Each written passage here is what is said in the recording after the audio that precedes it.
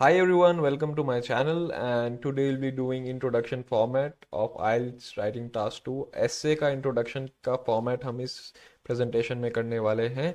So I hope आप सब लोग बढ़िया हैं. You are doing good in your lives. So we'll move ahead.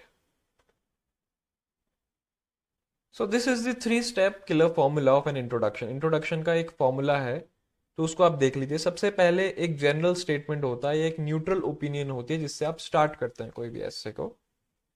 Second आपका रिफ्रेश द क्वेश्चन होता है. क्वेश्चन को आप क्या करते हैं अपने टर्म में थोड़ा सिनोनिम्स यूज करके क्या करते हैं उसे रिफ्रेश करते हैं.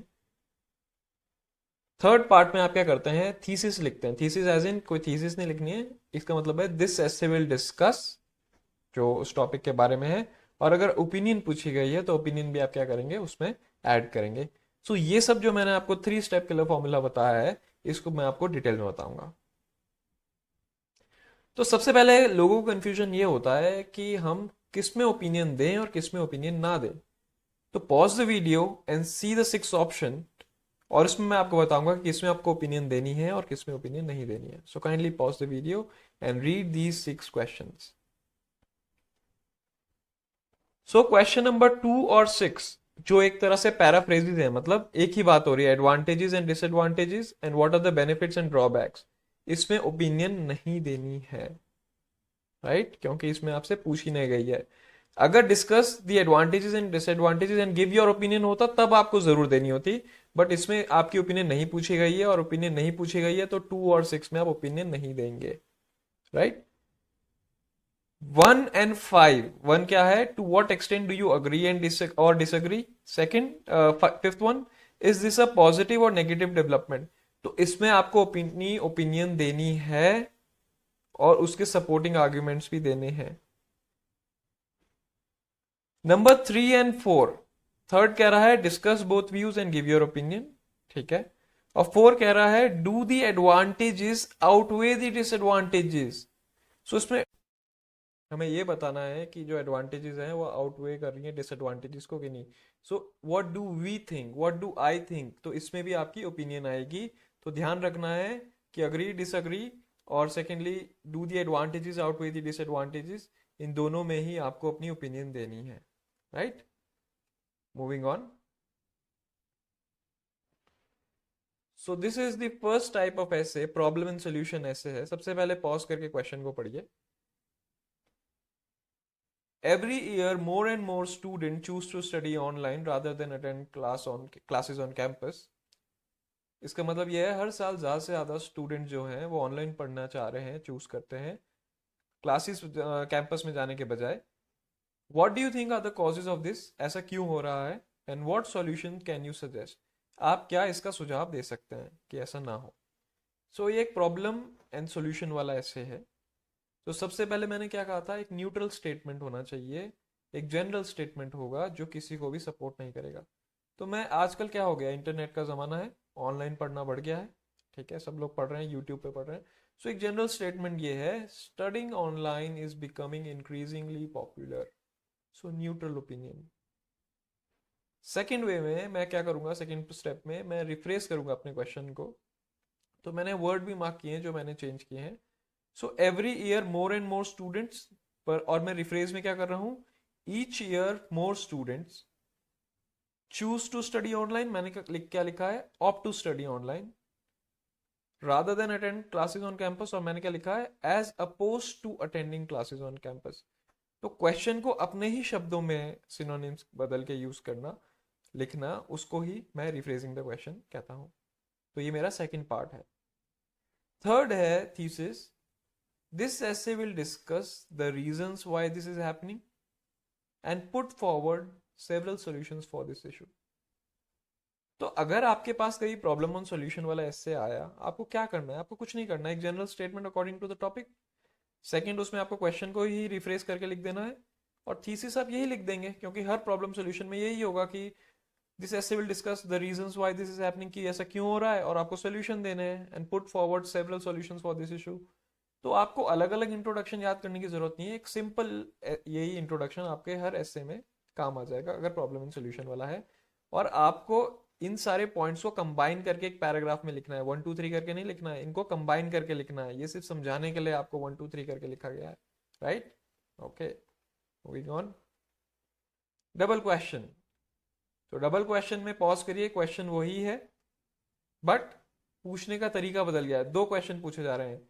Why do students prefer to study online? What can universities do to attract students to study on campus? ठीक है। अब जनरल स्टेटमेंट मेरा सेम ही रह सकता है, studying online is becoming increasingly popular, क्योंकि मेरे जो क्वेश्चन है उससे मैच कर रहा है न्यूट्रल स्टेटमेंट कि ऑनलाइन पढ़ना आजकल बहुत पॉपुलर हो गया है। रिफ्रेश क्वेश्चन मेरा सेम होगा पिछले क्वेश्चन की तरह, क्योंकि मेरा क्वेश्चन ही सेम है। Each year more students opt to study online as opposed to attending classes on campus. अब जो चीज चेंज होगी वो होगा मेरा थीसिस। क्या कह रहा है? This essay will discuss. क्या डिस्कस? पहला क्वेश्चन की बात को ही हम अपने लैंग्वेज में लिखेंगे, why students prefer studying online. Question में क्या पूछा गया था? Why do students prefer to study online. वही चीज मैंने लिख दी, this essay will discuss why students prefer studying online. Second question क्या था? What can universities do to attract students to study on campus. उसी को मैंने अपनी लैंग्वेज में थोड़ा सा चेंज किया, and provide options for how universities can bring them back to campus. So it is very important that you understand the questions correctly, क्योंकि task response में आपको इसके नंबर मिलेंगे कि आपने डिमांड ऑफ द क्वेश्चन को समझा है कि नहीं समझा है।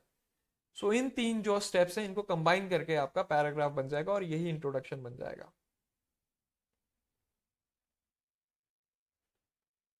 Agree disagree. तो क्वेश्चन क्या है मेरा? पॉज कीजिए। तो क्वेश्चन ये कह रहा है, studying online is far more effective than studying on campus, कि ऑनलाइन पढ़ना बहुत ही ज्यादा इफेक्टिव है, बेहतर है कैंपस में पढ़ने के बजाय। To what extent do you agree or disagree, कि आप कितना अग्री करते हैं या डिसएग्री करते हैं। सो अग्री डिसएग्री में एक चीज का ध्यान रखना है कि आपको एक तो बैलेंस्ड ओपिनियन देनी है। ऐसा नहीं है कि आप एक ही ऐसे को आप लेके चल रहे हैं, एक ही साइड को आप सपोर्ट करते चल रहे हैं। कर सकते हैं but it is not advisable. सही तरीका यह है कि 70-30% का रेशो लेके चलें, 70% सपोर्ट करें, 30% उसे उसके जो कंसर्निंग पॉइंट्स हैं उसे एड्रेस करें एटलीस्ट। तो काउंटर पॉइंट्स भी थोड़ा यूज कीजिए ताकि बैलेंस्ड रहे ऐसे। So coming back to our topic, तो क्वेश्चन ये था कि ऑनलाइन पढ़ना ज़्यादा बेहतर है स्टडिंग ऑन कैंपस से। तो क्या हम अग्री करते हैं, डिसएग्री करते हैं? तो क्वेश्चन का सबसे पहले जनरल स्टेटमेंट लेंगे हम, जो न्यूट्रल ओपिनियन है। The effectiveness of studying online is debatable. तो डिबेटेबल का मतलब है चर्चा का विषय है। तो मैं किसी को भी सपोर्ट नहीं कर रहा हूँ कि कौन सा इफेक्टिव है, मैं कह रहा हूँ चर्चा का विषय है। The effectiveness of studying online is debatable. एक और तरीका है जो आप लिख सकते हो, the effectiveness of studying online is a moot point. Moot point का मतलब ही वही है कि वो डिस्कशन का विषय है, राइट? जब डिस्कस करेंगे तो पता चलेगा। तो ये एक जनरल और न्यूट्रल स्टेटमेंट है। तो आप इज अ मूट पॉइंट भी लिख सकते हैं, इज डिबेटेबल भी लिख सकते हैं। Refresh the question. Some people believe that it is much more effective than traditional classroom based learning. अब देखिए मैंने क्या किया, स्टडिंग ऑन कैंपस को मैंने क्या लिख दिया अपनी लैंग्वेज में, ट्रेडिशनल क्लासरूम बेस्ड लर्निंग। तो आपको रिफ्रेश करना है क्वेश्चन को थोड़ा सा अपनी लैंग्वेज में। सारे वर्ड्स नहीं बदलने, बट हाँ कुछ वर्ड्स कोई सिनोनिम्स यूज करके आप रिफ्रेश कर सकते हैं। नाउ इस थीसिस में आपकी ओपिनियन भी आ रही है, क्योंकि अग्री डिसएग्री में वो अलग से नहीं पूछेगा give your opinion, it is assume that you are giving your opinion. तो based on my rough work कि मैं मेरे पास सपोर्टिंग पॉइंट्स ऑनलाइन स्टडी के हैं और काउंटर पॉइंट्स मेरे पे 1-2 होंगे कि कैंपस में पढ़ना भी अच्छा है, तो मैं ज़्यादा सपोर्ट किसको कर रहा हूँ, स्टडिंग ऑनलाइन को। तो मैं क्लियरली इसमें क्या बोल रहा हूँ, this essay will discuss why studying online is far more effective than campus based study. तो कहीं ना कहीं मैं अपनी ओपिनियन दे रहा हूँ इसमें, क्योंकि मैंने निकाला है कि भाई मैं, वरना मैं ऐसे क्यों बोलूंगा कि studying online is far more effective than campus based study. तो कहीं ना कहीं मेरी इसमें ओपिनियन आ रही है। सो जनरल स्टेटमेंट क्या था, the effectiveness of studying online is debatable या is a moot point. Question को रिफ्रेश किया मैंने। थर्ड में मेरी ओपिनियन बेस्ड क्या आई, मेरी मेरा थीसिस आया। This essay will discuss why studying online is far more effective than campus based study, क्योंकि जब मैंने रफ वर्क किया होगा तो कहीं ना कहीं मेरे पास ज्यादा आइडियाज या सपोर्टिंग पॉइंट्स स्टडिंग ऑनलाइन के होंगे। तो इन तीनों पॉइंट्स को क्लब करना है, जोड़ना है, और एक पैराग्राफ बना के आपका इंट्रोडक्शन हो जाएगा। Right, okay.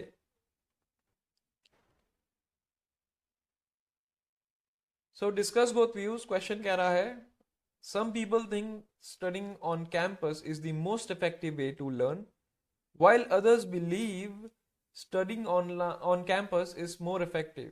तो कुछ लोग ऐसा मानते हैं कि ऑनलाइन पढ़ना ज़्यादा इफेक्टिव है, और कुछ लोग ऐसा मानते हैं कि कैंपस में पढ़ना ज़्यादा इफेक्टिव है। Discuss both views and give your opinion. इसमें आपसे पूछा जा रहा है कि आपको अपनी ओपिनियन भी देनी है। सो जनरल स्टेटमेंट क्या है? जनरल स्टेटमेंट सेम रहेगा, क्योंकि न्यूट्रल रहना है कि इफेक्टिव इन दोनों में से कौन है हम नहीं बता पाएंगे, क्योंकि हम इसे डिबेटेबल मानते हैं। So the effectiveness of studying online is debatable, या the effectiveness of studying online is a moot point. Right, अब क्वेश्चन को रिफ्रेश करना है। Some people believe that it is much more effective than traditional classroom based learning, while others do not, क्योंकि इसमें दोनों views को मैं discuss करना है। सो while others do not,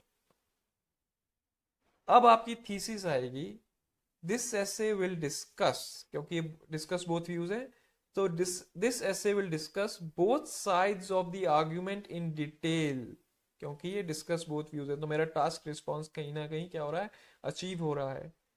and opinion भी देनी है, and provide evidence as to why online learning is superior, क्योंकि मेरी ओपिनियन में कहीं ना कहीं क्या है कि ऑनलाइन स्टडी ज्यादा बेहतर है।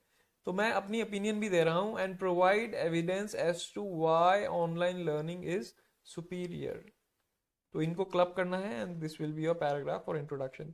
एक पैराग्राफ आपका 45 to 60 words maximum, 45 to 60 words के बीच में ही होना चाहिए आपका ऐसे इंट्रोडक्शन।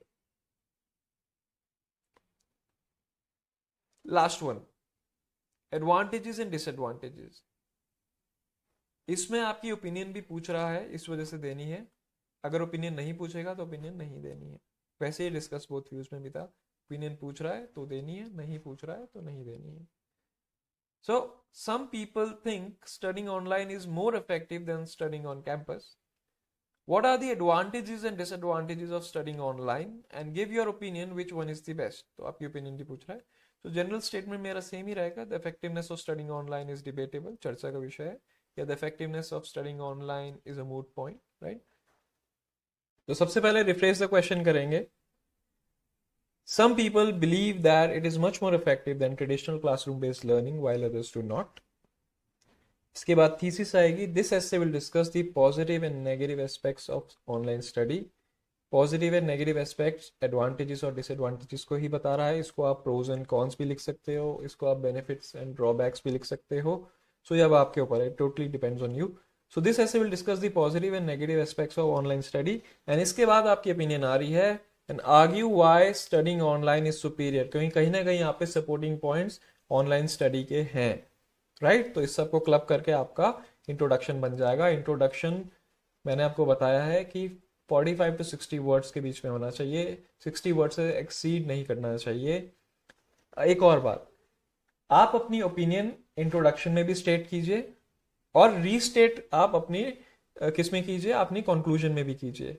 मैंने क्या बताया, ओपिनियन आपकी किस में होनी चाहिए, इंट्रोडक्शन में भी होनी चाहिए, और आपके कंक्लूजन में भी होनी चाहिए। Right, okay. So I hope ये वीडियो आपको अच्छा लगा हो। Stay tuned for more videos. Have a nice day, bye bye, take care.